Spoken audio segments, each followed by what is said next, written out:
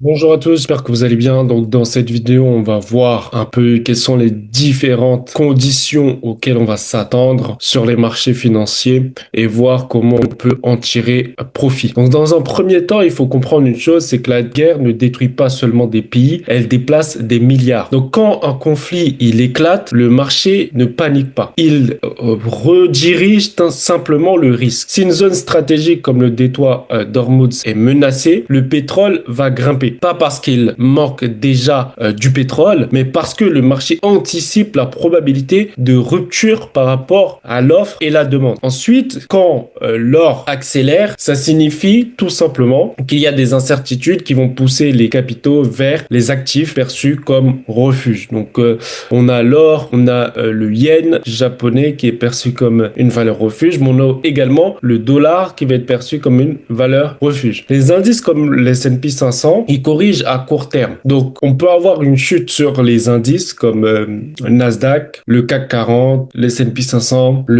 tous les différents indices en tout cas qui vont être concernés. Pourquoi? Parce qu'on a l'hausse des coûts énergétiques dans un premier temps dû au fait que le détroit d'Ormuz est fermé, donc le pétrole augmente et si le pétrole augmente, on a forcément une pression inflationniste. Donc vu qu'on a une pression inflationniste, donc les prix augmentent et si les prix augmentent, du coup forcément ça freine la consommation puisque il y a de fortes chances que la Fed décide de tout simplement baisser ou augmenter les taux d'intérêt par rapport aux événements. Là, quand c'est l'inflation, elle va du coup augmenter les taux d'intérêt, donc prêter du crédit beaucoup plus cher. Sauf que si elle prête du crédit plus cher, forcément, l'activité économique ralentit. Donc, forcément, on aura moins de visibilité sur les bénéfices. Les entreprises vont pouvoir moins investir et donc, c'est pour ça qu'on va avoir une chute sur les indices. On va parler maintenant du Bitcoin. Donc, le Bitcoin, il va réagir à la liquidité. Donc, s'il n'y a pas de panique globale, il peut baisser. Donc, s'il y a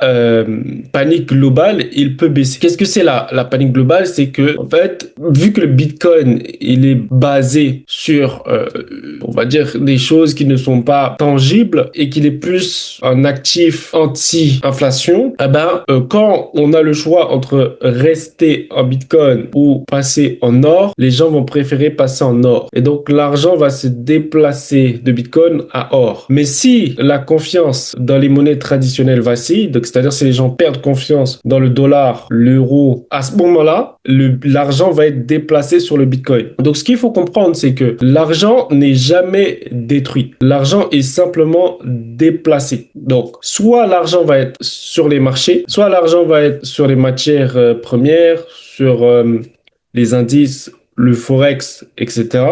Donc là, on a une circulaire, ou soit l'argent, il va simplement être en cash. C'est-à-dire les gens vont récupérer du cash. Donc, ils vont vendre leur actif et ils vont garder du cash, donc de la liquidité. Donc, l'argent ne disparaît jamais. Ça, c'est important à comprendre. La guerre, ce n'est pas juste de la géopolitique. C'est une redistribution du capital. Donc, si vous comprenez les mécanismes que je viens de vous expliquer, bah, ça va vous permettre de tirer profit de cette guerre. Ok? Si par exemple, vous tradez l'or, le bitcoin ou les indices, automatiquement, bah, par rapport à ce qu'on vient de suivre, bah, vous savez que sur les indices, vous allez être plus vendeur, que sur le bitcoin, vous allez être plus vendeur, que sur l'or, par contre, vous allez être plus acheteur. Sur des paires comme USD, JPY, etc., là, à ce moment-là, vous allez voir est-ce qu'ils vont privilégier la valeur en dollars ou en yens. Et donc, ça, c'est des choses qui vont vous permettre de gagner de l'argent, mais également sur le pétrole. C'est-à-dire, vu que vous savez que le marché price, le fait qu'on aura une offre inférieure à la demande, bah, les prix vont augmenter. Donc là, à ce moment-là, vous pouvez acheter du pétrole. C'est pour ça que la partie macro, elle est importante quand on investit. Parce que une fois que vous avez un schéma comme celui-ci, que je viens de vous expliquer, bah, automatiquement, vous savez par rapport à votre actif, quoi faire et quelles décisions prendre. Donc, là, le but, c'est de faire une liste de tout ce que je vous ai expliqué.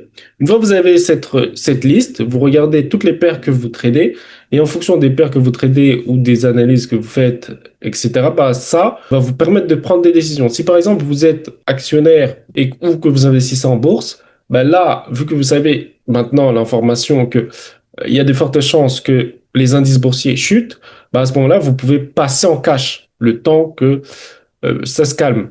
Donc là, j'espère que vous avez apprécié cette vidéo. N'hésitez pas à mettre en commentaire vos questions par rapport à ce qui se passe en ce moment, l'actualité, etc. Et on se retrouve bientôt pour une prochaine vidéo.